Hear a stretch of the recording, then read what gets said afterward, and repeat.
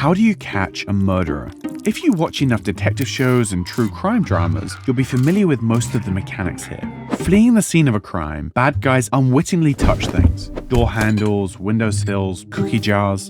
Fingerprints end up on everything we touch, leaving behind evidence of our movements without us being aware we've done anything at all. And that, believe it or not, is exactly what you are doing. Yep, right now. You're allowing yourself to be tracked with your digital fingerprint. When we think about online tracking, the first thing that comes to mind tends to be cookies. Not those. Cookies, small files put on your hard drive by websites you visit which store information about you. But don't fall into the trap of thinking that knowing about cookies means knowing all about online tracking. In fact, digital fingerprints are sometimes referred to as cookieless monsters because they don't rely on cookies at all. Instead, they make use of information your browser shares with websites you visit. Most of this information is harmless, and it's used to optimize sites to display and run as efficiently as possible. What computer and operating system you're running, what browser and version number, what fonts you have installed, your screen resolution. Hardly deeply personal stuff. But this information varies a lot from computer to computer and user to user. So when combined, these seemingly innocuous bits of trivia can start to build up a unique picture of you, a fingerprint. And the more of them there are, the more accurate that picture can be. Think of it this way.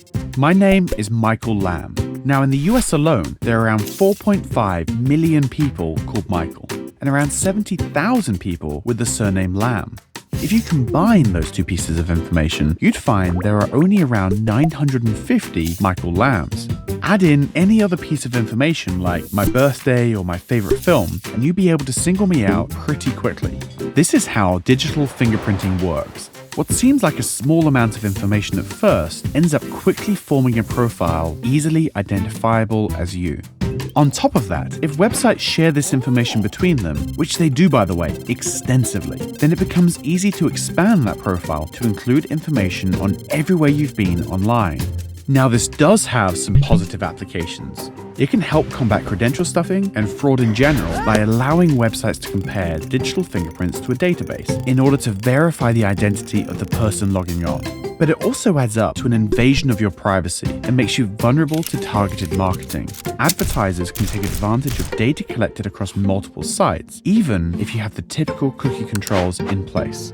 The big question here is this: how do you stop leaving your digital fingerprint on everything you touch? It's tempting to panic and throw all kinds of security measures at the problem in an attempt to gain peace of mind.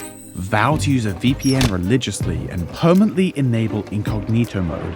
But while neither of these is a bad idea, they don't really address the problem. VPNs hide your IP address, but not your digital fingerprint. And as for incognito mode, while it does limit the amount of information your browser shares, it's still sharing a fair bit. And as we've just learned, it really doesn't take that much information to make you identifiable. So what can you do? Well, there isn't really a perfect answer to that question yet. You can disable JavaScript, which is how your fingerprint information is collected. But many websites heavily rely on JavaScript, so disabling it risks making your online experience a lot clunkier and even breaking some sites altogether. You can download security-centric browsers like Tor to mask any revealing information about yourself. But again, these browsers often mean sacrificing the speed and fluidity most web users have come to expect. Ultimately, much like your real-life fingerprints, the reality is that your digital fingerprint is just a fact of existing online.